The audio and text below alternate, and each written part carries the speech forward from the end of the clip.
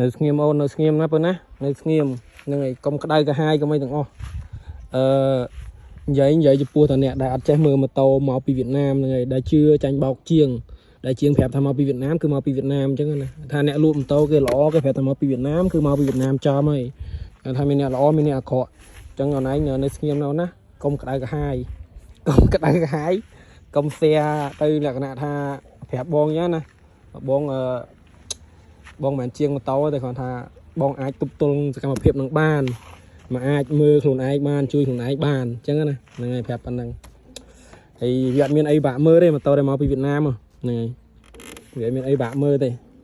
ហើយបើថាអ្នកដែលចង់រៀនចេះមើលហ្នឹងហើយព្រោះគេแชร์ប្រាប់ហើយថាគេនឹងប្រាប់បើសិនជាអ្នកចង់ចេះមើលម៉ូតូពីវៀតណាមអញ្ចឹងណាឆាតទៅគាត់បានមិនបាច់ខ្ញុំនិយាយទេហើយឃើញខ្លួនឯងអ្នកដែលចង់ចេះមើលម៉ូតូពីវៀតណាមកុំឲ្យឈប់ទិញឲ្យចាញ់បោកគេទៀតឈប់បើឥឡូវមានអ្នកប្រាប់ហើយ